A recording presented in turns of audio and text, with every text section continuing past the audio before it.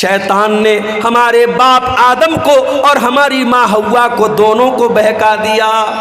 عوام میں یہ بات بھی مشہور ہے کہ ابلیس نے حضرت حوا کو بہکایا اور حضرت حوا نے آدم کو بہکایا۔ یہ غلط بات ہے، یہ قرآن کے خلاف بات ہے۔ قرآن کہہ رہا ہے دونوں کو بہکایا، دونوں کی کامن غلطی تھی، صرف حوا کی غلطی نہیں تھی، یہ آدم کی بھی غلطی تھی، یہ حضرت حوا کی بھی غلطی تھی۔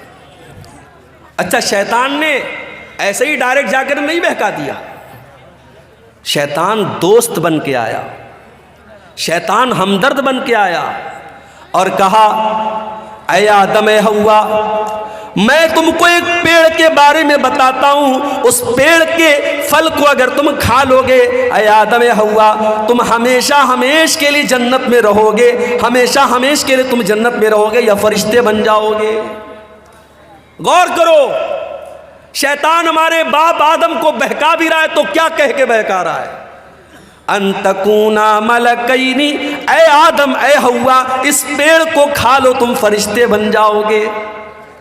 آدم علیہ السلام کو یہ نہ سمجھ میں آیا کہ اللہ تعالیٰ نے میرا مقام تو یہ بنایا کہ جب مجھے پیدا کیا تو فرشتوں کو حکم دیا کہ آدم کے آگے سجدہ کرو، اور شیطان مجھ سے کہہ رہا ہے اے آدم تو اس پیڑ کو کھا جاؤ تو تم فرشتے بن جاؤ گے اور ہمیشہ ہمیش جنت میں رہو گے۔ اللہ نے اس سے بڑا مقام دیا تھا، لیکن شیطان نے ایسی پٹی پڑھائی کہ ہمارے باپ آدم کو سمجھ میں نہیں آیا۔ پتہ یہ چلا میرے بھائی، ہم اسی آدم کی اولاد ہیں اور ہم بھی شیطان کے آگے بے بس ہو جاتے ہیں اور کمزور پڑ جاتے ہیں اور اکثر شیطان کی چالوں میں آ جاتے ہیں۔ اور یہ بھی پتہ چلا شیطان دشمن بن کر کے نہیں آتا، شیطان دوست بن کر کے آتا ہے۔ وَقَاسَمَهُمَا إِنِّي لَكُمَا لَمِنَ النَّاصِحِينَ، شیطان نے قسم کھائی، کہا اے آدم میں قسم کھاتا ہوں اللہ کی، میں تمہارا بھلا چاہتا ہوں، میں تمہارا برا نہیں چاہتا۔ ہمارے سامنے کوئی اللہ کی قسم کھا لے، میں مارکیٹ میں جاتا ہوں، سامان خرید لیا، سامان کا ریٹ پوچھا دکاندار سے، اس نے کہا 100 روپے کا ہے، مجھے لگا یار کچھ مہنگا مل رہا ہے، میں نے کہا یار 90 کا دے دو، کہتا ہے مولوی صاحب اللہ کی قسم میں نے 80 کا خریدا ہے۔ اب مولوی صاحب دکان پر گئے، دکاندار نے اللہ کی قسم کھا لی تو مولوی صاحب تو بیچارے مولوی صاحب ہوتے ہیں، اللہ کا نام سن کے پگھل جاتے کہ بیچارہ قسم کھا رہا ہے تو جھوٹ تو نہیں بول رہا ہوگا۔ اللہ والے اللہ کے نام پر بڑی آسانی سے بیوقوف بن جاتے ہیں، یہ جملہ نوٹ کر لو، اللہ والے اللہ کے نام پر بہت آسانی سے بیوقوف بن جاتے ہیں۔ حیدرآباد جیسی سرزمین پر میں گیا، وہاں لوگوں نے بتایا مولوی صاحب بڑی بڑی داڑھی والے اور ماتھے پر سجدے کا نشان رکھنے والے آج بزنس میں حالت یہ ہے، لاکھوں اور کروڑوں کا لوگوں کا مال لے کر کے بیٹھے ہوئے ہیں، دکان بند کر کے غائب ہیں اور لوگ پریشان ہیں، کتنے لوگوں نے مال بیچا ہے، پیسہ لینے کے لیے جا رہے تو دکان بند ہے، داڑھی اتنی بڑی ہے اور سجدے کا نشان اتنا بڑا ہے، آدمی دھوکہ کھا گیا کہ اتنا نیک انسان ہے، یہ تو فراڈ نہیں کرے گا، یہ تو دھوکہ نہیں کرے گا۔ میرے بھائیوں، اللہ والے اللہ کے نام پر بڑی آسانی سے بیوقوف بن جاتے ہیں۔ ابلیس نے قسم کھائی، کہا میں تمہاری بھلائی چاہتا ہوں۔ آدم علیہ السلام نے اس کی بات مان لی اور اس پیڑ کو کھا لیا جس پیڑ کے قریب بھی جانے سے اللہ نے منع کیا تھا۔ اچھا، اللہ نے یہ نہیں کہا تھا مت کھاؤ، اللہ نے یہ بھی نہیں کہا اے آدم پھل مت توڑو، اللہ نے کہا پھل کے قریب بھی مت جاؤ۔ آپ کہیں دیکھتے ہوں گے جہاں الیکٹرک پول ہوتا ہے اور وہاں پہ کرنٹ اور پاور ہوتا ہے تو اس پہ لکھا رہتا ہے خطرہ، بڑے بڑے دو اس میں کھوپڑی بنی رہتی ہے اور 2 ہڈیاں بنی رہتی ہیں اور بیچ میں لکھا رہتا ہے خطرہ، تاکہ آدمی دور سے الرٹ ہو جائے کہ اس میں خطرہ ہے۔ جس گناہ کے بارے میں اللہ کہہ دے قریب مت جاؤ، اس کے قریب بھی نہیں جانا چاہیے۔ میرے نوجوان ساتھیوں، آج سماج میں زناکاری اور بدکاری عام ہوتی چلی جا رہی ہے اور آج موبائل کا استعمال زناکاری کے ایک آلے کے طور پر ہو رہا ہے۔ آج موبائل پر ہونے والی ایک چیٹنگ کہاں پر جا کے ختم ہوتی ہے کوئی نہیں جانتا۔ آج کتنے زنا کے واقعات ہوئے جس کی شروعات ایک مس کال سے ہوتی ہے، ایک رانگ نمبر سے آئی ہوئی کال سے ہوتی ہے، ایک غلط نمبر سے آئے ہوئے میسج سے ہوتی ہے۔ میرے پیارے بھائیوں، اسی لیے اللہ قرآن میں جب زنا کا نام لیتا ہے تو یہ نہیں کہتا ہے کہ زنا مت کرو، اللہ فرماتا फरमाता है वला तक़रबु ज़िना इन्नहु काना फ़ाहिशतन व साअ सबीला, मेरे बंदो तुम ज़िना के करीब भी न जाना, ये बड़ा गंदा काम है। अल्लाह ने करीब भी जाने से मना किया। और इसीलिए मर्दों से कहा गया जब चलो रास्ते में तो अपनी निगाहों को झुका कर चलो। औरतों से कहा गया जब घर से निकलो तो पर्दे में निकलो। अपने घर में अपने भाई के सामने, अपने बाप के सामने, अपने महरम रिश्तेदार के सामने भी औरत से कहा गया वल यज़रिबन बिखुमुरिहिन्ना अला जुयूबिहिन्ना, अपने दोपट्टे को अपने सीने पर रखो, अपने सीने को खुला मत रखो। क्यों मेरे भाई? इसलिए कि कुरान हमें ज़िना के करीब भी जाने से मना करता है। इंडिया की हुकूमत ने इजाज़त दे दी, इंडिया से कोई औरत अगर हज करने जाना चाहती है, उम्रा करने जाना चाहती है, उसे किसी मर्द की ज़रूरत नहीं है, वो अकेली जा सकती है, उसे किसी महरम की ज़रूरत नहीं है। मगर आप किसी आलिम से फतवा जाके पूछो, कटिहार का इलाका है, मौलाना रहमतुल्लाह साहब बड़े आलिम हैं, शेख इनामुल हक मदनी साहब बड़े आलिम हैं, अब जाके पूछो कि शेख साहब औरत उम्रा करने जाना चाहती है, उसका कोई महरम रिश्तेदार नहीं है, क्या कर सकती है? उलमा जवाब देंगे नहीं कर सकती है। क्यों? आज के दौर में कोई पुराने ज़माने की तरह सफ़र नहीं हो रहा है, घोड़े पे सफर नहीं हो रहा है, ऊंट पे सफर नहीं हो रहा है, फ्लाइट का सफर है। बागडोगरा और कलकत्ता से आप फ्लाइट पकड़ें और डायरेक्ट आप सऊदी अरब पहुंच जाएं, रियाद पहुंच जाएं, 4 घंटे में आप सऊदी अरब पहुंच जाएं। आज के दौर में तो कोई खतरा नहीं है। मगर उलमा जवाब यही देंगे कि ये कुरान, ये नबी का हुक्म है, ये शरीयत का हुक्म है, हमें इसमें मंतिक नहीं लगाना है, हमें इसमें लॉजिक नहीं लगाना है। औरत को अगर उम्रा करना है, हज करना है, तो उसका कोई महरम रिश्तेदार होना चाहिए या उसका शौहर होना चाहिए। मेरे प्यारे साथियों, क्यों इस्लाम ने ये हुक्म दिया? इसलिए कि इस्लाम ज़िना के करीब भी जाने से हमें मना करता है। अल्लाह ने कहा था या आदम तुम इस पेड़ के करीब भी ना जाना। शैतान ने बहकाया और आदम अलैहिस्सलाम ने और उनकी बीवी हव्वा ने, दोनों ने उस पेड़ को खा लिया, उसके फल को खा लिया। अब जैसे ही दोनों ने फल को खाया, कुरान क्या कहता है? फलम्मा ज़ाक़ा शजरत बदत लहुमा सौआतुहुमा व तफ़िका यक़सिफ़ानी अलैहिमा मिन वरक़िल जन्ना। दोनों ने जब उस पेड़ को खा लिया तो दोनों के बदन से कपड़े उतर गए और दोनों नंगे हो गए। हमारे बाप आदम भी नंगे हो गए, हमारी माँ हव्वा भी नंगी हो गई। हाय हाय हाय। अब जैसे नंगे हुए, अच्छा इसका मतलब कि जन्नत में कपड़ा था, इसका मतलब कि जन्नत में कपड़ा था, दोनों कपड़ा पहने हुए थे, कपड़े उतर गए, दोनों नंगे हो गए। अब नंगा रहना उनको पसंद नहीं है। कुरान कहता है दोनों अपने आप को कवर करने लगे, ढांपने लगे। जन्नत के जो पेड़ पौधे थे उसके पत्तों से अपनी शर्मगाह को ढांपने लगे। पता ये चला कि नंगा रहने वाला और नंगी रहने वाली औरत ये हजरत आदम की औलाद में से कहलाने की हकदार नहीं है। आदम का कल्चर ये नहीं है, ये हव्वा का कल्चर नहीं कि नंगा रहा जाए। आज चले जाओ, आपके इंडिया की बात कर रहा हूं, आप गोवा में चले जाओ, गोवा में चले जाओ, समंदर के बीच पर जवान जवान औरतें पूरे जिस्म को नंगा करके धूप खा रही हैं और दुनिया कहती है साहब ये बड़े मॉडर्न लोग हैं, बड़े ये तरक्की याफ्ता लोग हैं। मैं थूकता हूं ऐसी तरक्की पर, मैं थूकता हूं ऐसी तहजीब पर, मैं थूकता हूं ऐसे कल्चर पर। ये आदम का कल्चर नहीं है, ये हव्वा का कल्चर नहीं है। मेरे बाप आदम और मेरी माँ हव्वा के बदन से जब कपड़ा उतरा, दोनों को शर्म महसूस हुई और दोनों ने अपनी शर्मगाह को कवर किया, अपने आप को कवर किया, अपने आप को ढांपा। अब अल्लाह ने कहा ऐ आदम मैंने तुमको मना किया था, ऐ हव्वा मैंने तुमको मना किया था उस पेड़ के करीब न जाना, तुमने पेड़ को क्यों खाया? ऐ आदम ऐ हव्वा तुमने बहुत गलत काम किया। मैंने बताया था शैतान तुम्हारा बहुत बड़ा दुश्मन है, फिर तुम शैतान की चाल में आ गए। अब हजरत आदम को एहसास हुआ, हजरत हव्वा को एहसास हुआ कि हमसे गलती तो बहुत बड़ी हो गई। अब दोनों ने अल्लाह की बारगाह में हाथ उठाया।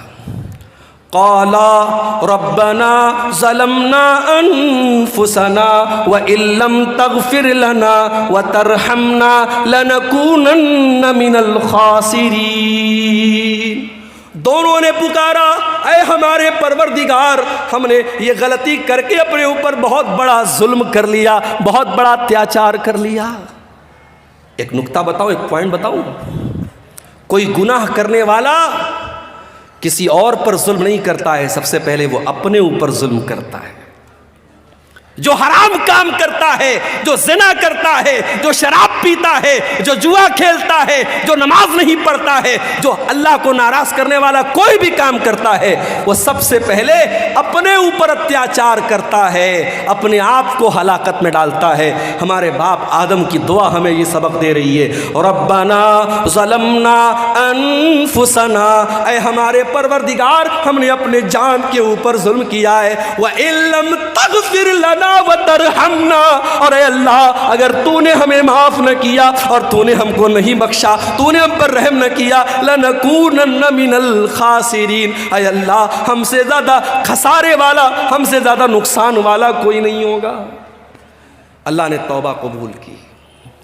دیکھو غلطی تو ابلیس نے بھی کی تھی، اللہ نے ابلیس سے کہا تھا آدم کو سجدہ کرو، ابلیس نے کہا میں نہیں کروں گا، ابلیس نے سجدہ نہیں کیا۔ غلطی ابلیس نے بھی کی، غلطی آدم نے بھی کی، مگر ابلیس کا طریقہ یہ ہے کہ غلطی کر کے ڈھٹائی کرو، چوری کر کے سینہ زوری کرو، گناہ کر کے گناہ کی دلیل دو، اور آدم کا طریقہ یہ ہے گناہ ہو جائے، غلطی ہو جائے، خطا ہو جائے، اللہ سے معافی مانگ لو۔ میرے بھائیو، اب جو آدم کی اولاد ہے، جو آدم سے اپنا رشتہ جوڑتا ہے، اس سے اگر کبھی گناہ ہو جائے تو وہ توبہ کر لے۔ اسی لیے اللہ کے پیارے نبی فرماتے ہیں کل بنی آدم خطاء وخیر الخطائین التوابون، اے آدم کی اولاد تم سب کے سب گنہگار ہو، تم سب کے سب خطا کار ہو۔ آدم کا ہر بیٹا خطا کار ہے، حوا کی ہر بیٹی خطا کار ہے۔ اگر کوئی کہتا ہے صاحب مولوی صاحب میں نے آج تک کبھی کوئی گناہ نہیں کیا ہے، جھوٹ بول رہا ہے، کوئی یہ دعویٰ کر ہی نہیں سکتا اس نے کبھی کوئی گناہ نہیں کیا۔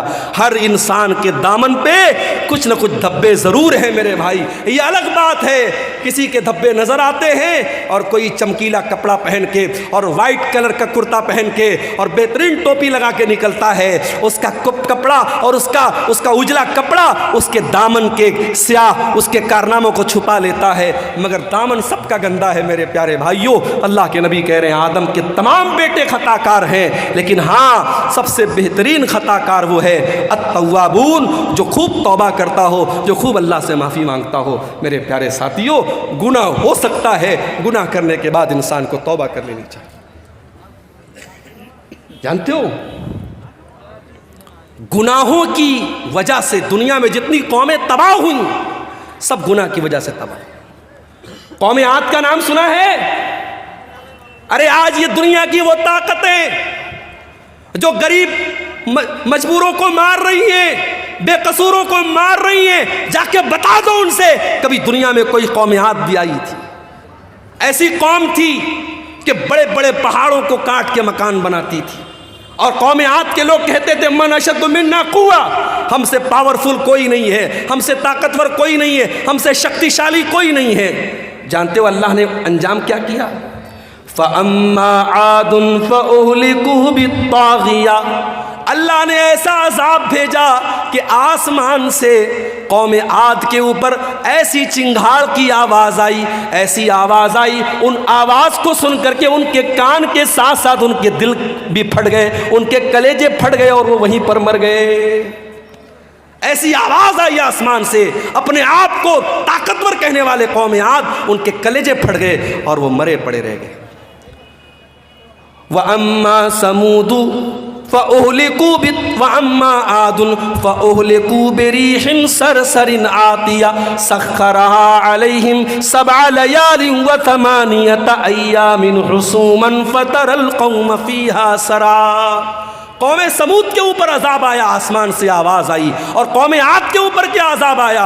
اللہ نے 8 دن لگاتار ایسی ہوا چلائی، پٹک پٹک کے اللہ نے مارا، اور قوم عاد کے لوگ زمین پہ ایسے مرے پڑے تھے، ان کی کھوپڑی الگ ہے، ان کا دھڑ الگ ہے، ان کا سر الگ ہے۔ اللہ کہتا ہے کھجور کے سڑے ہوئے تنوں کی طرح زمین پہ پڑے تھے۔ یہ انجام قوم عاد کا ہوا۔ کیوں ہوا میرے بھائی؟ انہوں نے اللہ کو ناراض کیا تھا، انہوں نے گناہ کیا تھا۔ قوم سمود کا یہ انجام کیوں ہوا؟ انہوں نے حضرت شعیب کی، انہوں نے حضرت صالح کی نافرمانی کی تھی، اور اللہ کے حکم سے جو اونٹنی آئی تھی اس اونٹنی کو انہوں نے قتل کر دیا تھا۔ جب جب دھرتی پر پاپ ہوا ہے، جب جب دھرتی پر گناہ ہوا ہے، دھرتی پر اللہ کا عذاب آیا ہے میرے۔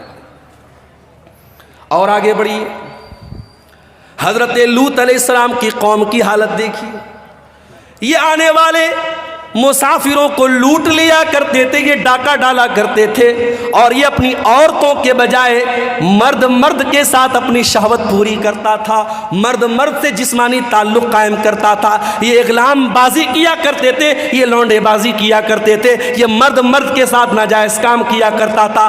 آج بھی سماج میں یہ گندا کام کرنے والے کان کھول کر کے سن لے، اغلام بازی کرنے والا یہ زناکاری سے بڑا گناہ کرتا ہے، زناکاری کرنے والا غلط کر رہا ہے، مگر اغلام بازی کرنے والا بہت غلط کام کر رہا ہے، وہ اللہ کے عذاب کو دعوت دے رہا ہے۔ حضرت لوط علیہ السلام کی قوم نے جب یہ گندا کام کیا تو جانتے ہو ان کا انجام کیا ہوا؟ ان کے اوپر آسمان سے پتھروں کی بارش کی گئی اور اللہ نے پوری ان کی بستی کو پلٹ دیا۔ اور آج بھی سعودی عرب کے سفر پہ آپ چلے جائیں تو وہاں آپ کو وہ جگہ مل جائے گی، اور وہاں پہ ڈیڈ سی کے نام سے وہ جگہ ہے، اور اس ڈیڈ سی جس کو کہتے ہیں بحر مردار، اس پانی کے اندر آج بھی اس بستی کے اوشیش پائے جاتے ہیں، اس علاقے کی چیزیں پائی جاتی ہیں جو ہزاروں سال پہلے جس کو اللہ تعالیٰ نے عذاب بھیجا تھا اور پوری بستی کو الٹ دیا تھا۔ میرے بھائیوں، جس نے اللہ کی فطرت کو بدل دیا، جو کام عورت کے ساتھ اور بیوی کے ساتھ کرنا چاہیے وہاں مرد کے ساتھ کرتا تھا،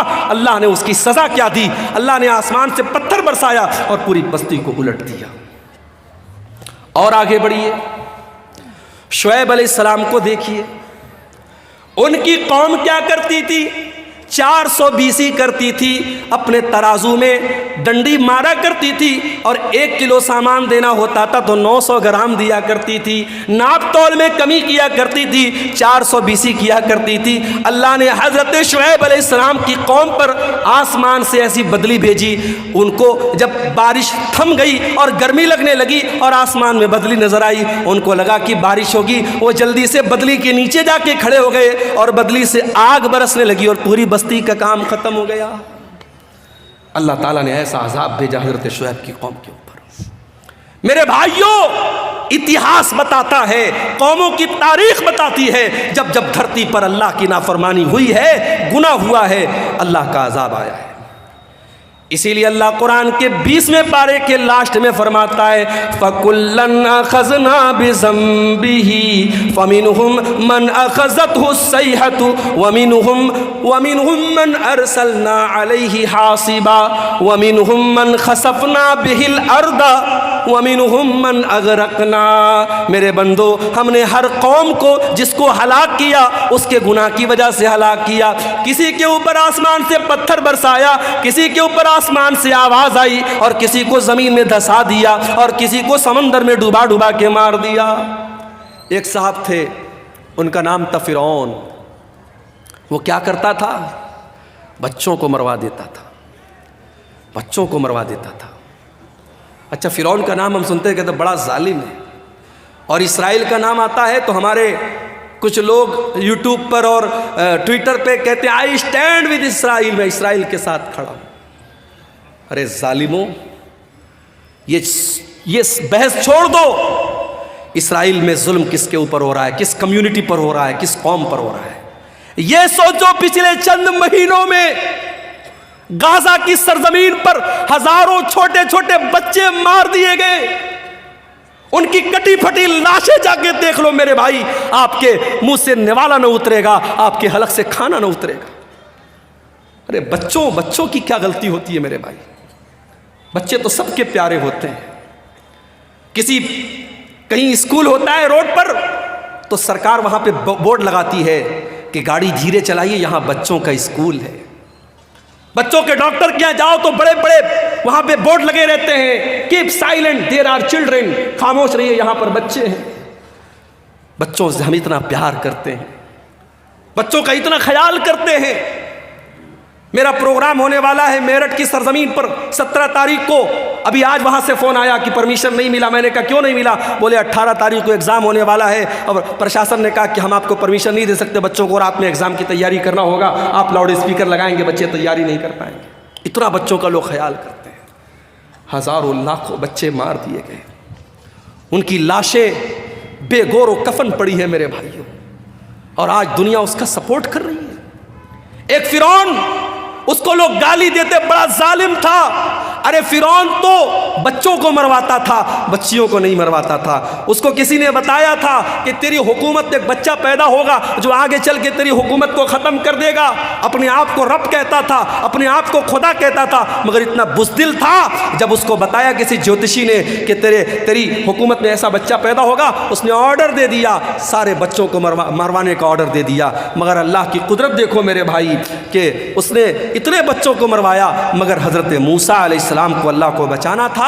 اللہ نے کیسے بچایا, لمبا واقعہ ہے, میں وہ آپ کو ادھر نہیں لے کے نہیں جانا چاہتا ہوں. کس طریقے سے فرعون کے محل میں اور فرعون کے پیسے سے حضرت موسیٰ کی پرورش ہوتی ہے. اور یہی فرعون جب موسیٰ علیہ السلام اس سے آ کے کہتے ہیں کہ اے فرعون میں اللہ کا رسول ہوں, میں رب العالمین کا رسول ہوں, تو فرعون اللہ کا مذاق اڑاتا ہے, کہتا ہے وما رب العالمین, اے موسیٰ کون رب العالمین, میں سب کا رب ہوں, میں جلاتا ہوں, میں مارتا ہوں. وَهَذِهِ الْأَنْهَارُ تَجْرِي مِن تَحْتِي, اے موسیٰ میں مصر کا بادشاہ ہوں, اور یہ بڑی بڑی ندیاں میرے محل کے پاس سے گزرتی ہیں. میں ان نہروں کا مالک ہوں, میں ان ندیوں کا مالک ہوں. اے موسیٰ تو ڈھنگ سے بول بھی نہیں سکتا ہے, تو کیا میرا مقابلہ کرے گا. اے موسیٰ کون ہے تیرا اللہ. اے حامان جلدی سے سیڑھی لاؤ, میں چڑھ کے دیکھوں کہ موسیٰ کا رب کیا کر رہا ہے, موسیٰ کا اللہ کیا کر رہا ہے. اس نے اللہ کا مذاق اڑایا, اس نے موسیٰ کے رب کا مذاق اڑایا. اللہ نے انجام کیا کیا, اسی فرعون کو جو اپنی حکومت پر بڑا ناز کیا کرتا تھا, اللہ نے پانی میں ڈوبو ڈوبو کر کے مار دیا. وَمِنْهُمْ مَنْ أَغْرَقْنَا, ہم نے بہت سارے لوگوں کو زمین میں ڈوبا ڈوبا کے مار دیا. اللہ کا عذاب میرے بھائی گناہوں کی وجہ سے آتا ہے. یہ گناہ بڑے خطرناک ہوتے ہیں میرے بھائی. ہمارے گھر میں کاکروچ آ جائیں ہم دوا لاتے ہیں, ہمارے کمرے میں چوہا آ جائے ہم چوہے کو پکڑنے کی مشین لاتے ہیں. کیوں؟ کیونکہ ہم یہ مانتے ہیں کہ ہمیں نقصان پہنچا رہا ہے.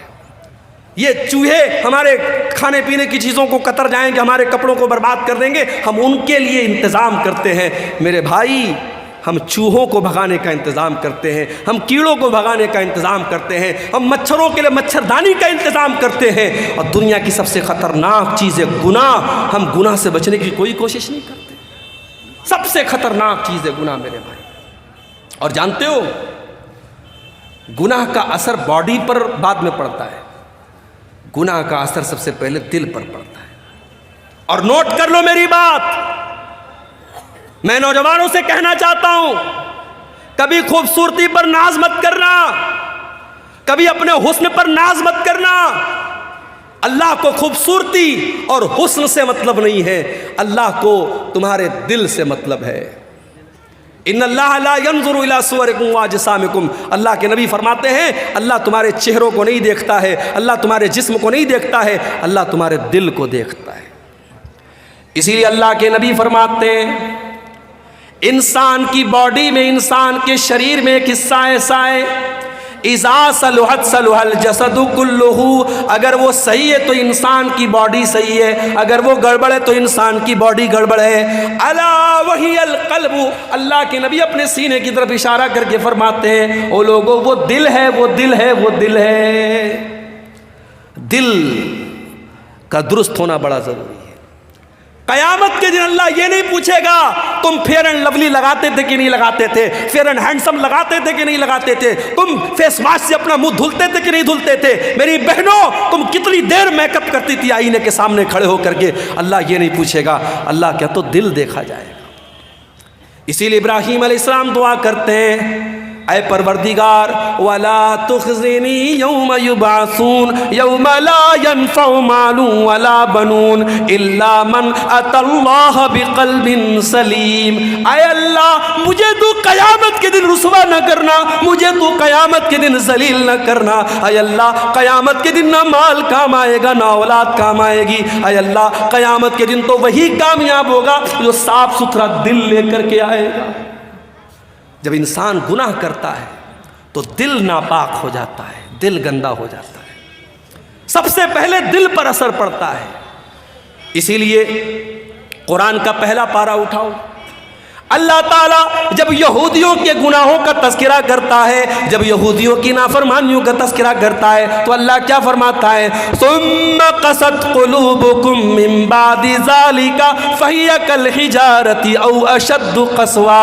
اے یہودیو، تم نے اتنے گناہ کیے، تم نے اتنی نافرمانیاں کی کہ تمہارے دل تو پتھروں سے بھی زیادہ سخت ہو گئے. وَإِنَّ مِنَ الْحِجَارَةِ لَمَا يَتَفَجَّرُ مِنْهُ الْأَنْهَارُ. ارے پتھر تو کچھ ایسے بھی ہوتے ہیں، پتھر کے اندر سے نہر جاری ہونے لگتی ہے. وَإِنَّ مِنْهَا لَمَا يَشَّقَّقُ فَيَخْرُجُ مِنْهُ الْمَاءُ. ارے پتھر تو کچھ ایسے بھی ہوتے ہیں، پتھر میں سے سوراخ ہو جاتا ہے، پتھر میں سے پانی نکلنے لگتا ہے. وَإِنَّ مِنْهَا لَمَا يَهْبِطُ مِنْ خَشْيَةِ اللَّهِ. اور پتھر تو کچھ ایسے بھی ہوتے ہیں جو اللہ کے خوف سے جھک جاتے ہیں، مگر انسان کا دل جب سخت ہو جاتا ہے تو پتھر سے بھی زیادہ کٹھور ہو جاتا ہے. گناہ سے بچاؤ میرے بھائی اپنے آپ کو. گناہ انسان کے دل کو سخت بنا دیتا ہے.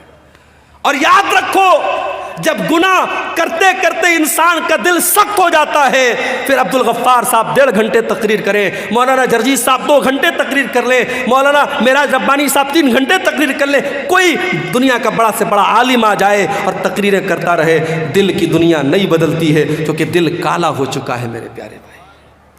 اللہ کے پیارے نبی فرماتے ہیں، جب بندہ کوئی گناہ کرتا ہے، نُقِطَتْ فِي قَلْبِهِ نُقْطَةٌ سَوْدَاء، اس کے دل کے اوپر ایک کالے رنگ کا دھبا ڈال دیا جاتا ہے، اس کے دل پر ایک کالے رنگ کا دھبا پڑ جاتا ہے. اگر بندہ توبہ کر لیتا ہے اور معافی مانگ لیتا ہے اللہ تعالیٰ سے، اللہ اس دھبے کو اریز کر دیتا ہے، اسے مٹا دیتا ہے، اسے صاف کر دیتا ہے. لیکن اگر بندہ دوبارہ گناہ کرتا ہے، ایک اور دھبا اس کے دل پہ ڈال دیا جاتا ہے. جب گناہ پر گناہ کرتا چلا جاتا ہے، حتیٰ قلبہ، یہاں تک کہ پورا کا پورا دل کالا ہو جاتا ہے. اور جب دل کالا ہو جاتا ہے تو اللہ کے نبی فرماتے ہیں پھر دل کے اوپر ایک کور چڑھ جاتا ہے، ایک لیئر چڑھ جاتی ہے، اور یہ وہی لیئر ہے جس کا تذکرہ قرآن کے 30ویں پارے میں اللہ فرماتا ہے، کلا بل ران علی قلوبہم ما کانوا یکسبون. میرے بندو، تمہارے گناہوں کی وجہ سے تمہارے دلوں کے اوپر پردہ پڑ جاتا ہے. گناہوں سے اپنے آپ کو بچاؤ میرے بھائی. اور جانتے ہو، گناہ کا ایک نقصان اور ہے. گناہ کرنے سے انسان کی روزی روٹی پر بھی اثر پڑتا ہے. دکان اچھی نہیں چل رہی ہے، کاروبار میں مندی ہو رہی ہے، جو بزنس میں ہاتھ لگا رہے ہو بزنس صحیح طریقے سے نہیں چل رہا ہے. ذرا غور کر لینا، ذرا جائزہ لے لینا، ذرا دھیان دینا، کہیں کوئی گناہ تو نہیں کر رہے ہو، رات میں بیٹھ کے شراب تو نہیں پی رہے ہو، کہیں زناکاری میں تو نہیں لگے ہو، کسی ناجائز لڑکی کے ساتھ کہیں ناجائز تعلق تو نہیں قائم کر کے رکھا ہے، کہیں موبائل پر کسی سے گندی چیزیں تو نہیں شیئر کر رہے ہو. اگر کوئی گناہ کر رہے ہو تو آپ کی روزی روٹی پر بھی اس کا اثر پڑے گا. اللہ قرآن میں کہتا ہے، ضرب اللہ مثلا قریۃ کانت آمنۃ مطمئنۃ یاتیہا رزقها رغدا من کل مکان. اللہ تعالیٰ مثال دے رہا ہے ایک بستی کی. بستی بڑے چین سے، بڑے امن سے رہا کرتی تھی، اور بستی والے چین سے کھاتے پیتے تھے. فَأَذَاقَهَا اللَّهُ لِبَاسَ الْجُوعِ وَالْخَوْفِ بِمَا كَانُوا يَصْنَعُونَ. جب بستی والوں نے گناہ کرنا شروع کیا، اللہ نے روزی روٹی کا راستہ بند کر دیا اور اس بستی کے لوگ بھوکے مرنے لگے. آپ کہتے ہیں مولوی صاحب ہمارے یہاں سیلاب آ جاتا ہے، باڑھ آ جاتی ہے، کھیتی برباد ہو جاتی ہے. قرآن کہتا ہے ذرا اپنے اعمال کا جائزہ لے، ذرا اپنے کرتوتوں کا جائزہ لے. جب تو گناہ کرے گا تو تیری روزی روٹی پر بھی اثر پڑے گا. اب یہاں ایک سوال پیدا ہوا، شیخ صاحب ہمارے گاؤں میں ایک بیاج خور آدمی ہے، بیاج کا دھندا کرتا ہے، بڑا پیسہ کما رہا ہے، بڑے مکان بنا رکھے اس نے، بڑا نام ہے اس کا، فارچونر لے کے چلتا ہے، مرسڈیز لے کے چلتا ہے، کٹیہار سے گزرتا ہے، لوگ سلام کرتے ہیں. آپ تو کہہ رہے گناہ کرنے سے روزی روٹی بند ہو جاتی ہے، اس کی روزی روٹی تو بہت اچھی چل رہی ہے. آئیے اس کا بھی جواب دے دیتا ہوں. اللہ کے نبی فرماتے ہیں، یہ مسند احمد کی صحیح روایت ہے، جب تم دیکھو کہ کسی کی روزی روٹی اچھی چل رہی اور وہ گناہ پر گناہ کیے جا رہا ہے تو تم اس سے دھوکہ نہ کھانا. اللہ اس کو ڈھیل دے رہا ہے, اللہ اس کو مہلت دے رہا ہے, اور ایک دن اللہ تعالیٰ اپنی رسی کو ٹائٹ کرنے والا ہے. اور اس کے بعد اللہ کے نبی قرآن کی آیت پڑھتے ہیں, فَلَمَّا نَسُوا مَا ذُكِّرُوا بِهِ فَتَحْنَا عَلَيْهِمْ أَبْوَابَ كُلِّ شَيْءٍ حَتَّى فَرِحُوا بِمَا أُوتُوا. اللہ فرماتا ہے جو ہماری نافرمانی کرتے ہیں ہم ان کو بہت نوازتے ہیں, بہت دولت دیتے ہیں, خوب روپیہ پیسہ دیتے ہیں. حتیٰ نسوا ما ذکروا بہ, یہاں تک کہ جب وہ اللہ تعالیٰ کی نصیحت کو بھول جاتے ہیں, اخذناہم بغتۃ فاذا ہم مبلسون, ہم اچانک اس کو پکڑ لیتے ہیں اور پھر وہ ہلاک ہو جاتا ہے. میرے بھائی, اللہ کی پکڑ بڑی خطرناک ہے, اللہ کی پکڑ بڑی سخت ہے. اگر گناہ کے باوجود آپ کی روزی روٹی اچھی چل رہی ہے, آپ کے بچے تندرست ہیں, آپ کا مکان اچھا ہے, آپ کا کاروبار اچھا ہے, تو دھوکے میں نہ پڑے رہنا. جب اللہ کی پکڑ آئے گی تو بھاگنے کا راستہ نہیں ملے گا. اور آگے بڑھیے. گناہ کا ایک نقصان اور ہوتا ہے میرے بھائی. گناہ کرنے والا جب گناہ کرتا ہے تو اللہ تبارک و تعالیٰ اسے ذلیل کرتا ہے. گناہ کرنے والے کو اللہ تعالیٰ ذلیل کرتا ہے. آج نہیں تو کل وہ ذلیل ہوگا. گناہ کرنے والا عزت نہیں پا سکتا. آپ پوچھیں گے مولوی صاحب اس کی دلیل کیا ہے؟ دلیل آپ سب کو یاد ہوگی. دعائے قنوت پڑھتے ہو نہیں وتر کی نماز میں؟ کتنے لوگوں کو دعائے قنوت یاد ہے؟ ذرا ہاتھ اٹھاؤ تو دیکھوں بھائی سیما پور والوں کو کتنے لوگوں کو دعائے قنوت یاد ہے. ماشاء اللہ, ایک آدمی نے ہاتھ اٹھایا ہے. بند کرا دیجئے بھائی صاحب جلسہ کرانا. اگر اتنے جلسے کرانے کے باوجود اگر آپ کو ویتر میں پڑھی جانے والی دعائے قنوت یاد نہیں ہے تو یہ بہت افسوس کی بات ہے میرے بھائی. اس کا مطلب کہ ہم خالی سر ہلانے کے لیے جلسے میں آتے ہیں, ہم کو تو دین کی بیسک بات بھی نہیں معلوم ہے, دعائے قنوت یاد نہیں ہے. اللہم اہدنی فی من ہدیت وعافنی فی من عافیت وتولنی فی من تولیت وبارک لی فی ما اعطیت وقنی شر ما قضیت فانک تقضی ولا یقضى علیک انہ لا یذل من والیت ولا یعز من عادیت تبارکت ربنا وتعالیت. بڑی پیاری دعا ہے. اس دعا کے مطلب پر غور کرو. اے اللہ تو مجھے ہدایت دے دے اور مجھے ان لوگوں میں شامل کر دے جن کو تو نے ہدایت دی ہے. وعافنی فی من عافیت, اے اللہ مجھے تو عافیت دے دے, چین دے دے, سکون دے دے اور ان لوگوں میں شامل کر دے جن کو تو نے عافیت دی ہے.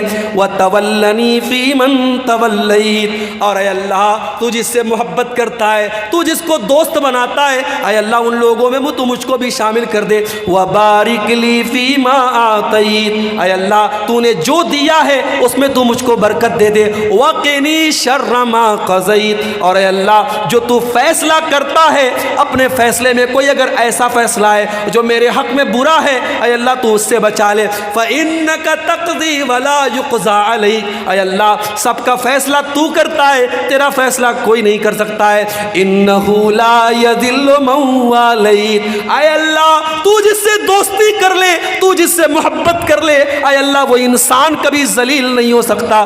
وَلَا يَعِزُّ مَن عَادَيْتَ, اور اے اللہ تو جس کو دشمن بنا لے وہ کبھی دنیا میں عزت نہیں پا سکتا. گناہ کرنے والا ذلیل ہوتا ہے میرے بھائی.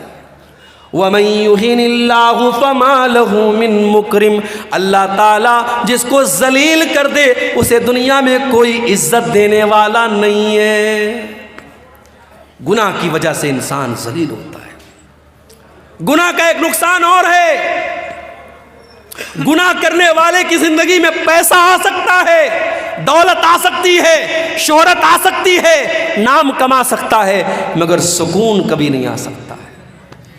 وہ دولت کمائے گا پھر بھی راتوں میں اس کو نیند نہیں آئے گی، اس کے بچے اس کے نافرمان ہو جائیں گے، اس کی بیوی اس سے بے وفائی کرے گی، اس کے گھر میں دولت ہوگی، شہرت ہوگی، سب کچھ ہوگا، مگر چین اور سکون نہیں ہوگا۔ اسی لیے اللہ قرآن میں کہتا ہے وَمَنْ أَعْرَضَ عَنْ ذِكْرِي فَإِنَّ لَهُ مَعِيشَةً ضَنْكًا۔ او لوگو، جو میرے ذکر سے منہ موڑے گا، جو میری شریعت کو چھوڑ دے گا، ہم اس کی زندگی سے سکون کو ختم کر دیں گے۔ وَنَحْشُرُهُ يَوْمَ الْقِيَامَةِ أَعْمَى، اور قیامت کے دن ہم اس کو اندھا بنا کر کے اٹھائیں گے۔ قَالَ رَبِّ لِمَ حَشَرْتَنِي أَعْمَى، وہ بندہ کہے گا اے اللہ تو مجھ کو اندھا بنا کے کیوں اٹھا رہا ہے، میں تو دنیا میں اچھا بھلا دیکھا کرتا تھا۔ اللہ فرمائے گا قَالَ كَذَلِكَ أَتَتْكَ آيَاتُنَا فَنَسِيتَهَا وَكَذَلِكَ الْيَوْمَ تُنْسَى۔ اللہ فرمائے گا میرے بندے، میری آیتیں تیرے سامنے پڑھی جاتی تھی، تو دیکھ کر کے اندیکھا کر دیتا تھا، تو اندھا بن جاتا تھا، تو مجھ کو بھول گیا، میں تجھ کو بھول گیا۔ تو گناہ کرنے سے سکون ختم ہوتا ہے۔ اور ایک بڑا خطرناک پوائنٹ بتا رہا ہوں، نوٹ کر لو، گناہ کا ایک بہت بڑا نقصان بتا رہا ہوں، گناہ کرنے والا نیکی سے محروم ہو جاتا ہے۔ آج کے دور میں کوئی کہتا ہے صاحب فجر میں نیند نہیں کھلتی، کیوں نہیں کھلتی بھائی؟ تم کو 3 بجے کٹیہار سے ٹرین پکڑنی ہے، گوہاٹی جانا ہے، بنارس جانا ہے، دلی جانا ہے، تو 2 بجے اڑ جاتا ہے اور اپنے گھر سے نکلتا ہے کہ مجھے کٹیہار 1 گھنٹہ پہلے نکلنا ہے، ٹرین مجھے پکڑنی۔ کیسے اڑ جاتا ہے؟ فجر میں نہیں اٹھتا ہے۔ کیوں نہیں اٹھتا ہے؟ گناہ کی وجہ سے اللہ تجھے فجر کی نماز سے محروم کر رہا ہے۔ یاد رکھو میرے بھائی، جب انسان گناہ کرتا ہے اللہ تعالیٰ اس سے اچھے کام کی توفیق چھین لیتا ہے۔ اور بڑے پوائنٹ کی بات بتا رہا ہوں، اگر اللہ تعالیٰ آپ سے اچھا کام لے رہا ہے، مسجدوں میں آپ پیسہ دے رہے ہیں، مدرسوں میں آپ چندہ دے رہے ہیں، علماء کے اوپر آپ خرچ کر رہے ہیں، دین کے اوپر آپ خرچ کر رہے ہیں، کتابیں چھپوا کے بانٹ رہے ہیں، غریبوں کی مدد کر رہے ہیں، تو اللہ کا شکر ادا کیجئے، اللہ آپ سے کام لے رہا ہے۔ یہ سب کے بس کی بات نہیں ہے، اللہ آپ سے اپنے دین کا کام لے رہا ہے۔ انسان جب گناہ کرتا ہے اللہ تبارک و تعالیٰ اسے نیکی سے محروم کر دیتا ہے۔ جنگ تبوک کا موقع یاد کرو، اسلام کے اندر ایک ایسی جنگ بھی لڑی گئی، دشمن سے کوئی لڑائی نہیں ہوئی، کوئی جنگ نہیں ہوئی، مگر اللہ کے نبی کے دور میں جو لڑائیاں اور جو جنگیں ہوئیں اس میں غزوہ تبوک کا نام آپ کو بہت آگے آگے نظر آئے گا۔ یہ وہ جنگ تھی جس میں اللہ کے نبی نے صحابہ کرام کو، اللہ تعالیٰ نے ایمان والوں کے ایمان کو پرکھ لیا تھا۔ 700 کلومیٹر کا سفر کرنا تھا، مدینہ سے 700 کلومیٹر دور جانا تھا، اور اس دور کی سپر پاور سے مقابلہ کرنا تھا، رومن امپائر سے مقابلہ کرنا تھا۔ اللہ کے نبی کی عادت تھی جب لڑائی کے لیے گھر سے نکلتے تھے تو صحابہ کو صحیح ڈائریکشن نہیں بتاتے تھے۔ پورب جانا ہوتا تھا کہتے تھے پچھم جانا ہے، اتر جانا ہوتا تھا کہتے تھے دکھن جانا ہے۔ اللہ کے پیارے نبی صحیح ڈائریکشن نہیں بتاتے تھے، مگر جنگ تبوک ایک ایسی جنگ ہے اللہ کے نبی نے بالکل صحیح ڈائریکشن بتایا تھا اور کہا تھا اے میرے صحابہ ہمیں تبوک جانا ہے، ہمیں مدینہ سے 700 کلومیٹر دور جانا ہے، ہمیں اس راستے پر جانا ہے۔ گرمی کا موسم تھا، کھجوروں کے پکنے کا ٹائم تھا۔ اس جنگ میں بہت سارے منافق لوگ نہیں گئے، بہت سارے منافق لوگ نہیں گئے، 2-4 سچے مسلمان بھی نہیں گئے اپنی کاہلی کی وجہ سے۔ انہوں نے بعد میں اللہ سے توبہ کر لی، لیکن جو منافق لوگ تھے، جو بے ایمان لوگ تھے، جو کامچور لوگ تھے، جو اللہ اور اس کے رسول کو دھوکہ دینے کی کوشش کرتے تھے، جب اللہ کے نبی واپس آئے تو اب یہ آ کے بہانہ کر رہے، کوئی لنگڑا کے آ رہا ہے، اے اللہ کے نبی میری تو پیر میں بہت درد تھا، میں اس لیے نہیں جا پایا، اور اے اللہ کے نبی میرے پاس پیسہ نہیں تھا، میرے پاس یہ نہیں تھا، میرے پاس وہ نہیں تھا۔ اللہ کے نبی کہتے تھے اچھا بھائی چلو ٹھیک ہے جاؤ جاؤ، تم کو معاف کیا، تم کو معاف کیا۔ اللہ کے نبی کہہ کے نظر انداز کر دیتے تھے۔ نبی نے تو معاف کر دیا، نبی نے نظر انداز کر دیا، مگر قرآن میں اللہ نے ان منافقوں کی پول کھول دی۔ اللہ نے فرمایا وَلَوْ أَنَّهُمْ أَرَادُوا الْخُرُوجَ لَأَعَدُّوا لَهُ عُدَّةً، اے میرے نبی اگر یہ منافق لوگ آپ کے ساتھ جانا چاہتے تو تیاری کرتے، انہوں نے کوئی تیاری نہیں کی، یہ کوئی تیاری انہوں نے نہیں کی، اس کا مطلب کہ یہ جھوٹ بول رہے ہیں، یہ کام چور لوگ ہیں، یہ اللہ کی عبادت سے بھاگنے والے لوگ ہیں۔ وَلَوْ أَنَّهُمْ أَرَادُوا الْخُرُوجَ لَأَعَدُّوا لَهُ عُدَّةً وَلَكِنْ كَرِهَ اللَّهُ بِعَاثَهُمْ فَثَبَّتَهُمْ۔ اے نبی ان منافقوں کو اللہ تعالیٰ نے محروم کر دیا، یہ چاہتے تب بھی آپ کے ساتھ جا نہیں سکتے تھے، اللہ نے ان کو بٹھا دیا۔ میرے بھائی اگر فجر کی نماز کے لیے آپ کو اگر اٹھنے کا ارادہ ہوتا، 5:30 بجے فجر کی اذان ہونے والی ہے، 5:15 بجے کا آپ اپنے موبائل پر الارم سیٹ کرتے اور 5:15 بجے اٹھ کر کے آپ مسجد میں آتے، جب مؤذن الصلاۃ خیر من النوم کی آواز دیتا آپ کے کانوں میں وہ آواز پڑتی۔ جب آپ نے ارادہ ہی نہیں کیا، جب آپ کا من ہی نہیں تھا، جب آپ نے اس کے بارے میں سیریس اس کو لیا ہی نہیں، تو اللہ آپ سے اس کی توفیق کیوں دے گا؟ اسی لیے حضرت فضیل ابن عیاض کہا کرتے تھے کہ اگر تم رات میں تہجد کی نماز نہ پڑھ سکو اور نیکی کا کام نہ کر سکو تو ذرا غور کرنا، فَعْلَمْ أَنَّكَ مُقَبَّلٌ قَبَّلَتْكَ ذُنُوبُكَ، تو سمجھ لینا کہ تمہارے گناہوں نے تم کو جکڑ لیا ہے، تم اپنے گناہوں کے بندھن میں بندھے ہوئے ہو۔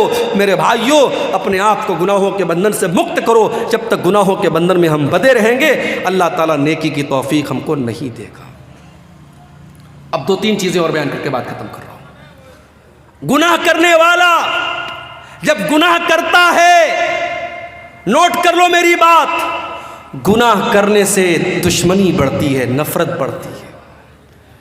2 دوستوں میں درار پیدا کیوں ہوتی ہے؟ گناہ کی وجہ سے۔ 2 رشتہ داروں میں پھوٹ کیوں پڑتی ہے؟ گناہ کی وجہ سے۔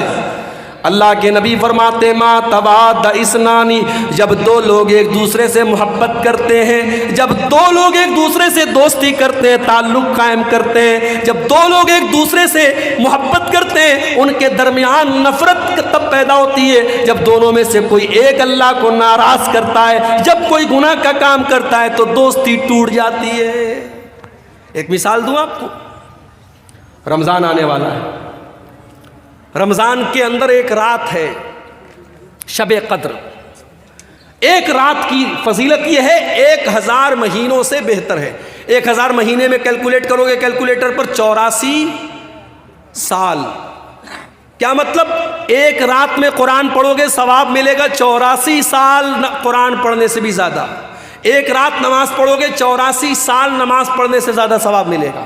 یہ شب قدر کی فضیلت ہے۔ اب میں آپ سے پوچھتا ہوں کون سی رات شب قدر ہے؟ مولوی صاحب نہیں پتا، اتنا پتا ہے رمضان کے آخری عشرے کی کسی ایک رات میں ہے، لیکن کون سی رات ہے نہیں پتا۔ جانتے ہو شب قدر کون سی رات ہے؟ یہ علم اللہ تعالیٰ دنیا میں اتارنے والا تھا، مگر 2 صحابی آپس میں لڑ پڑے تو اللہ تعالیٰ نے اس علم کو اٹھا لیا۔ اگر وہ نہ لڑے ہوتے اور آپس میں اختلاف نہ کیا ہوتا انہوں نے شب قدر کے بارے میں، تو اللہ تعالیٰ ایگزیکٹ بتا دیتا کہ 25ویں رات شب قدر ہے یا 27ویں رات شب قدر ہے یا 23ویں رات شب قدر ہے۔ 2 لوگوں نے جھگڑا کیا، اللہ نے شب قدر کا علم اٹھا لیا۔ اختلاف ہمیشہ جب انسان گناہ کرتا ہے تو اختلاف پیدا ہوتا ہے میرے پیارے ساتھی۔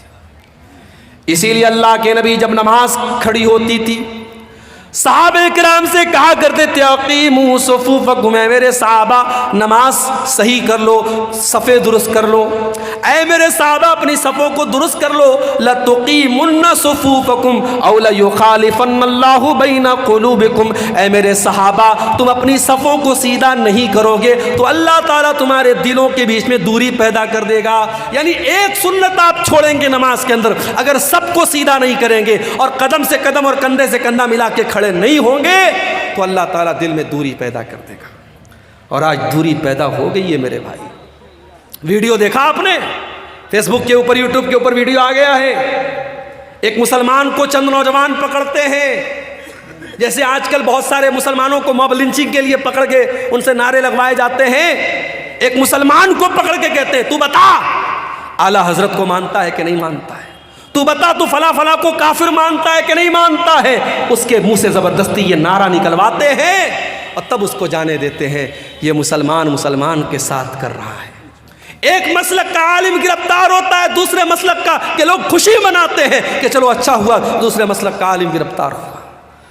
لگے گی آگ تو گھر اور بھی آئیں گے زد میں، یہاں پہ صرف ہمارا مکان تھوڑی ہے. میرے بھائی جب نفرت کی آگ لگے گی تو دوسروں کے گھر بھی جلیں گے، صرف ایک انسان کا گھر نہیں جلے گا. اگر آج جماعت اہل حدیث کا کوئی عالم اگر مصیبت میں ہے اور دوسرے مسلک کے لوگ خوشی منا رہے صاحب چلو اہل حدیثوں کا مولوی گرفتار ہو گیا اور مصیبت میں پھنس گیا، تو آج ہم نے دیکھا ابھی حال میں معاملہ پیش آیا. مفتی سلمان اظہری صاحب جو ہے ممبئی کے بریلوی مسلک کے عالم ہیں، ہمارا ان سے عقیدے کا اختلاف ہے، مسلک کا اختلاف ہے، لیکن وہ اپنی جگہ ہے. لیکن بہرحال وہ مسلمانوں کے ایک جماعت کے عالم ہیں. ان کو ابھی جوناگڑھ کے اندر انہوں نے ایک بیان میں ایک شعر پڑھا تھا، اس شعر کی وجہ سے ان کو اریسٹ کر لیا پولیس نے. حالانکہ ضمانت مل گئی ہے، فی الحال وہ رہا ہو گئے، لیکن ابھی کیس چل رہا ہے. میرے بھائیوں یہ حالات ہیں، یہ حالات ہیں. ڈاکٹر ذاکر نائک کے اوپر مسائل آئے، مصیبتیں آئیں، آج وہ بیچارے انڈیا کے باہر ہیں.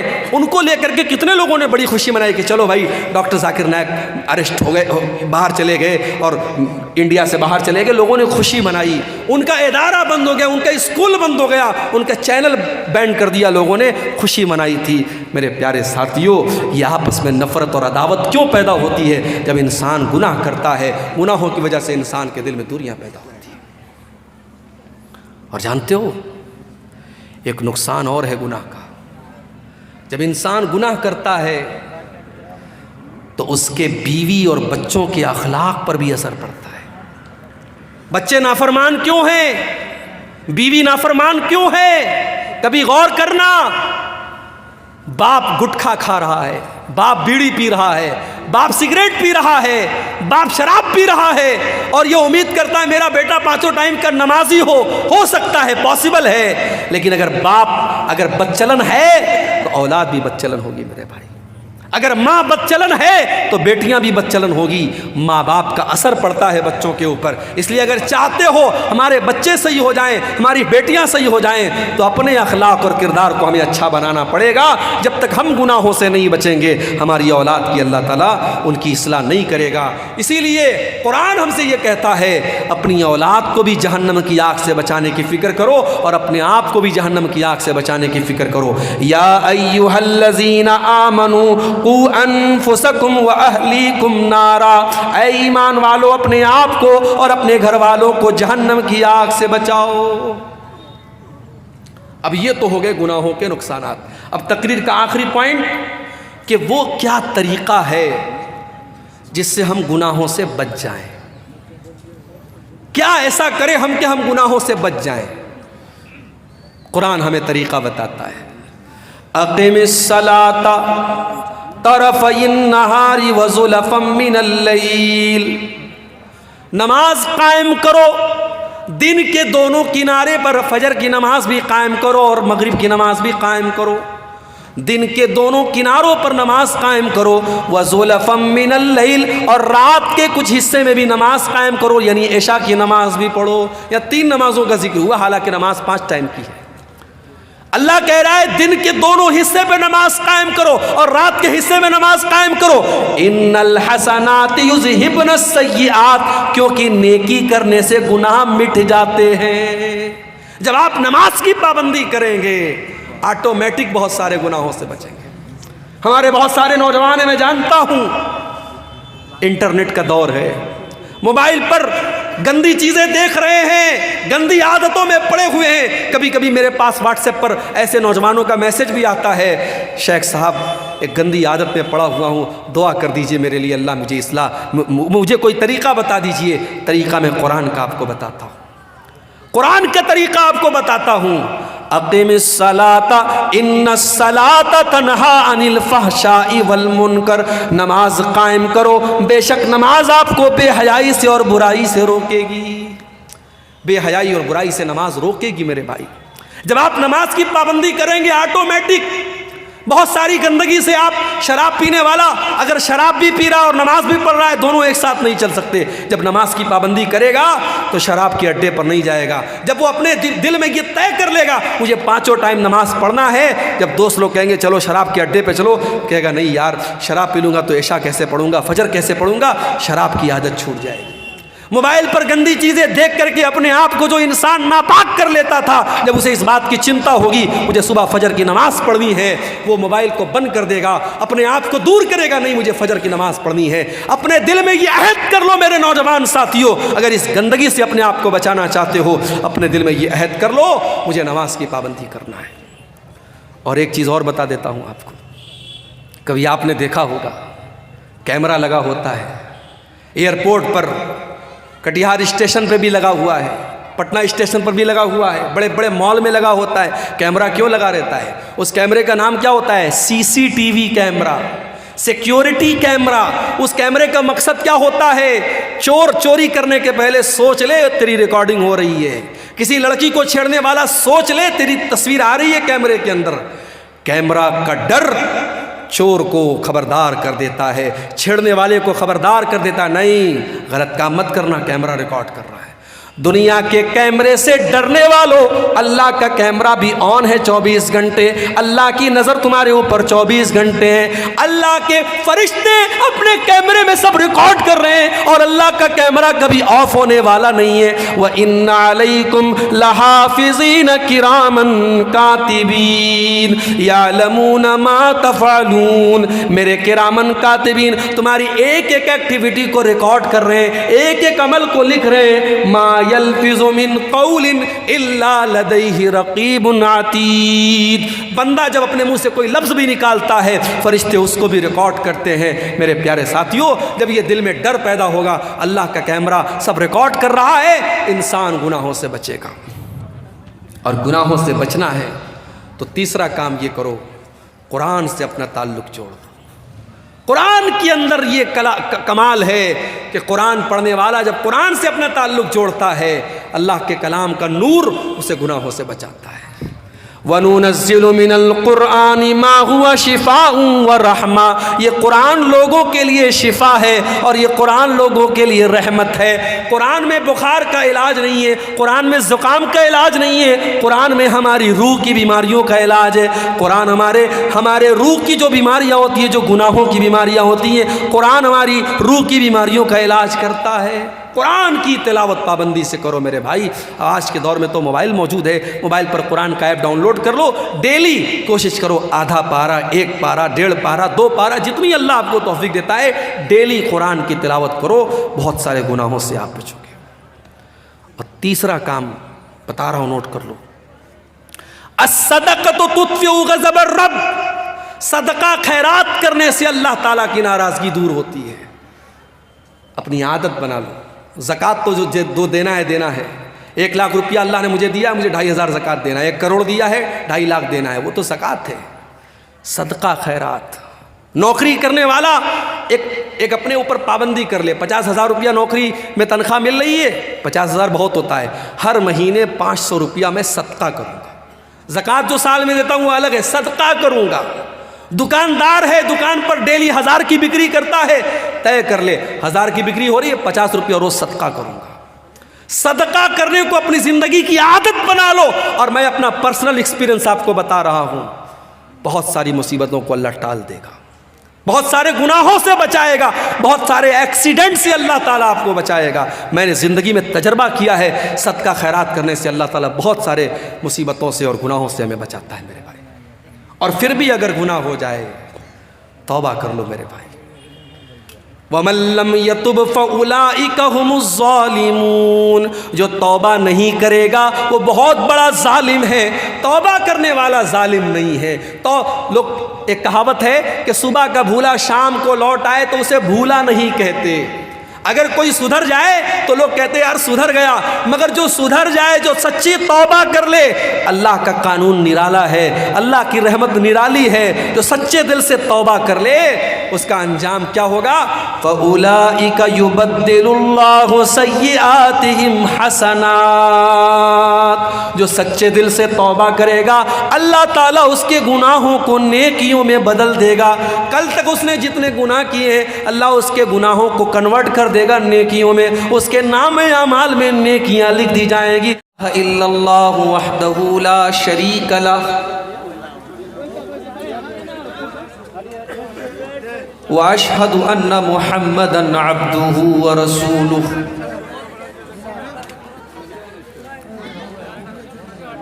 یا ایہا الذین آمنوا اتقوا اللہ حق تقاتہ ولا تموتن الا وانتم مسلمون یا ایہا الناس اتقوا ربکم الذی خلقکم من نفس واحدہ وخلق منها زوجها وبث منهما رجالا كثيرا ونساء واتقوا الله الذي تساءلون به والأرحام إن الله كان عليكم رقيبا يا أيها الذين آمنوا اتقوا الله وقولوا قولا سديدا يصلح لكم أعمالكم ويغفر لكم ذنوبكم ومن يطع الله ورسوله فقد فاز فوزا عظيما أما بعد فإن خير الحديث كتاب الله وخير الهدي هدي محمد صلى الله عليه وسلم وشر الأمور محدثاتها وكل محدثة بدعة وَكُلَّ بِدْعَةٍ ضَلَالَةٍ وَكُلَّ ضَلَالَةٍ فِي النَّارِ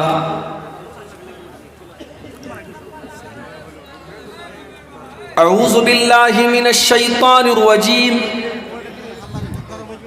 بسم اللہ الرحمن الرحیم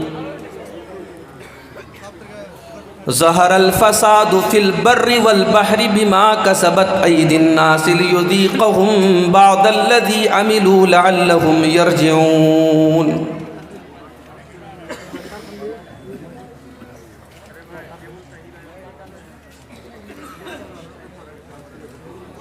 گناہوں کی عادت چھڑا میرے مولا گناہوں کی عادت چھڑا میرے مولا مجھے نیک انسان بنا میرے مولا میری سابقہ ہر خطا میرے مولا تو رحمت سے اپنی مٹا میرے مولا تو قدرت سے اپنی بدل نیکیوں سے تو قدرت سے اپنی بدل نیکیوں سے ہر ایک میری لغزش خطا میرے مولا ہر ایک میری لغزش خطا میرے مولا تجھے تو خبر ہے میں کتنا برا ہوں تجھے تو خبر ہے میں کتنا برا ہوں تو عیبوں کو میرے چھپا میرے مولا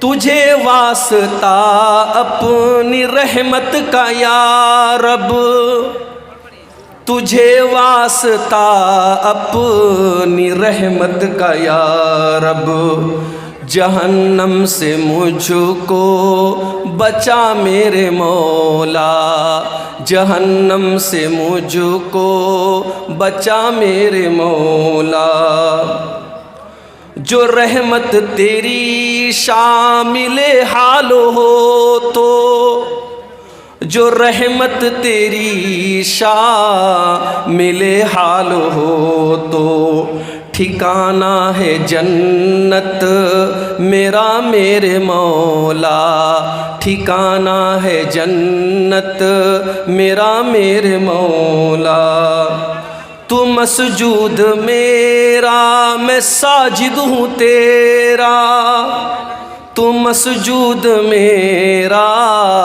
میں ساجد ہوں تیرا تو مالک میں بندہ تیرا میرے مولا تو مالک میں بندہ تیرا میرے مولا، گناہوں کی عادت چھڑا میرے مولا، مجھے نیک انسان بنا میرے مولا۔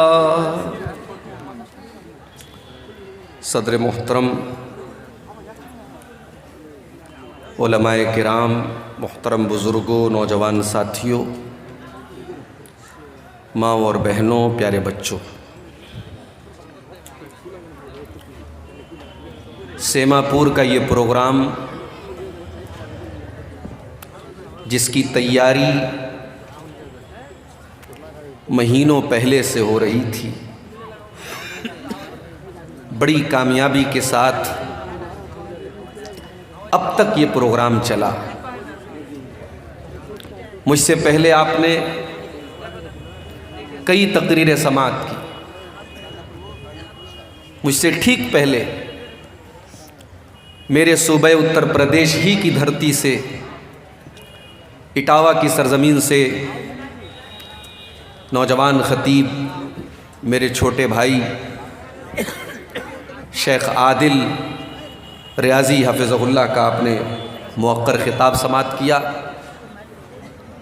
ان کے پہلے آپ نے دیگر علماء کی تقریریں سنی۔ سچ تو یہ ہے میرے بھائی، اگر عمل کرنے کی نیت ہماری ہے تو جتنی تقریریں ہو گئیں، جتنی باتیں ہو گئیں، اتنے پر اگر ہم عمل کر لیں تو انشاءاللہ ہماری نجات کے لیے کافی ہے۔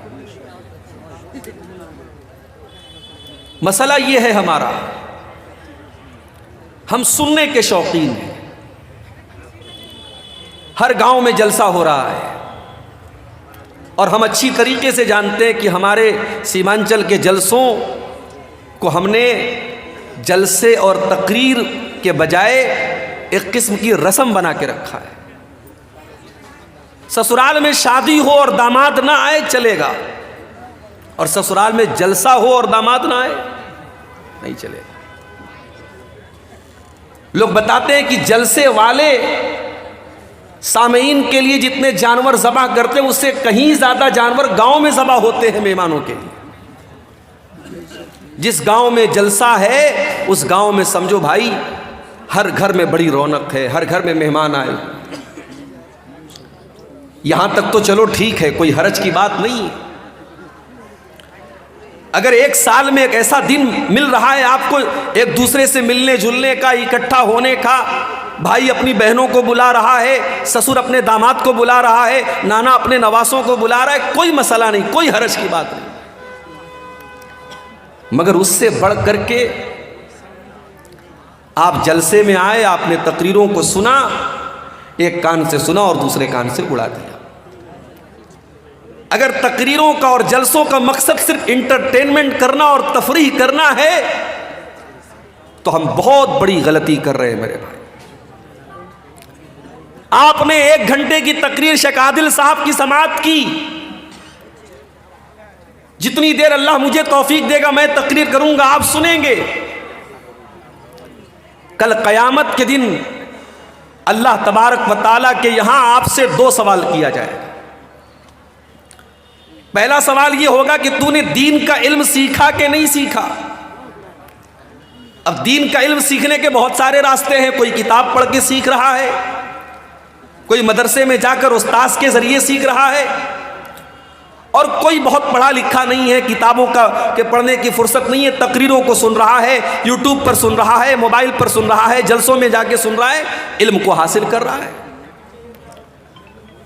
اللہ سوال کرے گا میرے بندے، ہم نے تجھے مسلمان بنایا، تجھے ایمان کی دولت دی، تجھے اسلام کی نعمت دی، تو نے اپنے دین کو سیکھا کہ نہیں سیکھا؟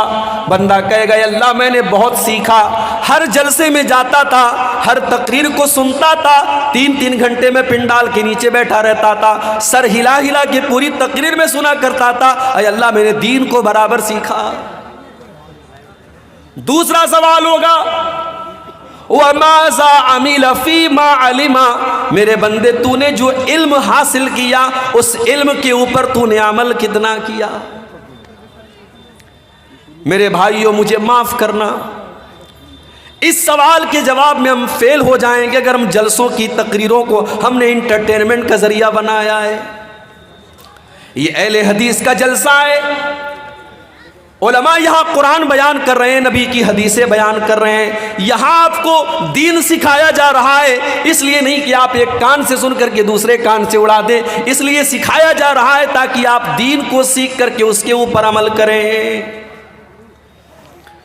ذرا نبی اکرم کی سیرت اٹھا کر کے دیکھو میرے بھائی، ٹھیک ہے آپ کے یہاں کا ماحول ہے، رات رات بھر تقریریں آپ سنتے ہیں، بلکہ کہیں کہیں فجر کی اذان تک جلسہ چلتا ہے، ٹھیک ہے، میں اس کو حرام نہیں کہتا، میں اس کو ناجائز نہیں کہتا، میں اس کو غلط نہیں کہتا، مگر آپ ذرا اپنے نبی کی سیرت اٹھا کر کے دیکھو، اللہ کے پیارے نبی عشاء کی نماز کے بعد عشاء کی نماز کے بعد کوئی جاگتا رہے یا بات چیت کرتا رہے، اس کو اللہ کے نبی پسند نہیں کرتے تھے۔ حدیث کے الفاظ ہیں، حدیث کے الفاظ ہے کہ اللہ کے پیارے نبی عشاء کی نماز کے بعد بات چیت کرنے کو یا بلا وجہ جاگنے کو پسند نہیں کرتے تھے۔ اور اللہ کے رسول کے زمانے میں صحابہ کرام کا طریقہ کیا تھا؟ 2 گھنٹے کی تقریر نہیں ہوتی تھی ان کے دور میں، نہ صحابہ کے دور میں ہوتی تھی، نہ تابعین کے دور میں ہوتی تھی۔ ان کا طریقہ کیا تھا، ان کا انداز کیا تھا؟ عبداللہ ابن مسعود کہتے ہیں ہم اللہ کے نبی سے قرآن کی 10 آیتیں سیکھا کرتے تھے، ہم اللہ کے پیارے نبی سے قرآن کی 10 آیتیں سیکھا کرتے تھے، اور جب تک ان 10 آیتوں پر عمل نہیں کر لیتے تھے ہم آگے نہیں بڑھتے تھے۔ ہم نبی سے 10 آیتوں کو سیکھتے تھے اور ان کے اوپر عمل کرتے تھے، پھر 11ویں کا نمبر آتا تھا۔ معاف کرنا میرے بھائی، ہماری کمی یہی ہے، اور پانی یہیں پر مر رہا ہے، ہم سننے کے شوقین ہیں، عمل کرنے کے شوقین نہیں ہیں۔ دعا کرو اللہ نے جس طریقے سے ہمیں جلسوں میں جانے کا شوق دیا ہے، تقریروں کو سننے کا شوق دیا ہے، علماء سے محبت کا جذبہ دیا ہے، اللہ تعالیٰ علماء کی ان صحیح باتوں پر، ان دین کی باتوں پر ہم کو عمل کی بھی توفیق عطا فرمائے۔ میرے بھائیوں، ایک انسان کی زندگی میں سب سے خطرناک چیز کیا ہے؟ اگر ہم غور کریں، ہماری زندگی میں سب سے خطرناک اگر کوئی چیز ہے، سب سے ڈینجرس، سب سے ہانی کارک، سب سے نقصان دہ اگر کوئی چیز ہے تو اس چیز کا نام ہے گناہ۔ بھائی جو چیز آپ کو اللہ سے دور کر دے، جو چیز آپ کو شیطان کی گود میں لے جا کے بٹھا دے، جس چیز کی وجہ سے قیامت کے دن آپ ناکام ہو جائیں، وہ چیز آپ کے لیے کبھی فائدے مند نہیں ہو سکتی، وہ دنیا کی سب سے خطرناک چیز ہے۔ اسی لیے اللہ تعالیٰ قرآن میں کہتا ہے ظہر الفساد فی البر والبحر بما کسبت ایدی الناس۔ میرے بندو، خشکی کے اندر، تری کے اندر، زمین کے اوپر اور سمندر کے اندر جہاں پر بھی تم کو فساد نظر آ رہا ہے، جہاں پر بھی تم کو بگاڑ نظر آ رہا ہے، جہاں پر بھی تم کو تباہی نظر آ رہی ہے، بما کسبت ایدی الناس، یہ لوگوں کے کرتوتوں کا نتیجہ ہے، یہ لوگوں کے گناہوں کا نتیجہ ہے، یہ لوگوں کی بدعمالیوں کا نتیجہ ہے۔ اور آگے اللہ کیا کہتا ہے؟ لِيُذِيقَهُمْ بَعْدَ الَّذِي عَمِلُوا۔ میرے بندو، یہ مصیبتیں جو تم دیکھ رہے ہو، یہ آفتیں جو تم دیکھ رہے ہو، یہ پریشانیاں جو تم دیکھ رہے ہو، یہ تمہارے بعض اعمال کی سزا ہے، یہ ہر گناہ کی سزا نہیں ہے۔ اگر اللہ ہر گناہ کی سزا دے دے، مَا تَرَكَ عَلَىٰ ظَهْرِهَا مِن دَابَّةٍ، تو زمین کے اوپر کوئی جاندار ہی باقی نہ بچے۔ کچھ گناہوں کی سزا اللہ دنیا میں دیتا ہے، مصیبتوں کی شکل میں، پریشانیوں کی شکل میں، تباہی کی شکل میں۔ اس کا مطلب یہ ہوا کہ کائنات میں جہاں پر بھی بگاڑ نظر آ رہا ہے، اس کے پیچھے ریزن کیا ہے، کارن کیا ہے، وجہ کیا ہے؟ انسان کے گناہ ہیں، انسان کی نافرمانیاں ہیں۔ اور آگے بڑھیے، قرآن کا پہلا پارہ اٹھائیے، وَقُلْنَا يَا آدَمُ اسْكُنْ أَنْتَ وَزَوْجُكَ الْجَنَّةَ فَكُلَا رَغَدًا مِنْ حَيْثُ شِئْتُمَا وَلَا تَقْرَبَا هَٰذِهِ الشَّجَرَةَ۔ اے آدم، जन्नत में आराम से अपनी बीवी के साथ, हवा के साथ तुम रहो, जो चाहे खा लो, जो चाहे पी लो, जहाँ चाहे मौज मस्ती करो, लेकिन ऐ आदम है हवा, इस पेड़ के करीब न जाना, इस दरख्त के करीब न जाना। अल्लाह ने मना कर दिया एक पेड़ के बारे में, इस पेड़ के करीब मत जाना। अब हमारा नौजवान क्या पूछता है, शेख साहब उस पेड़ का नाम क्या था, तुझे खाना है क्या? क्यों पूछता है? हमारी आदत है फजूल सवालात करने की, जिस सवाल का कोई मकसद नहीं वो सवाल करते हैं। आदम अलैहिस्सलाम को अल्लाह ताला ने एक पेड़ के करीब जाने से मना किया। पेड़ किस चीज का था, इसका क्या मतलब है? अल्लाह ने पेड़ का नाम नहीं लिया है, हमें जानने की जरूरत भी नहीं है। अल्लाह ने कहा आदम ऐ हव्वा, इस पेड़ के करीब न जाना, अगर जाओगे फतकूना मिनज़्ज़ालिमीन, तो तुम जालिमों में से हो जाओगे। फ़अज़ल्लहुमा अश-शैतानु अन्हा फ़अख़रजहुमा मिम्मा काना फ़ीह,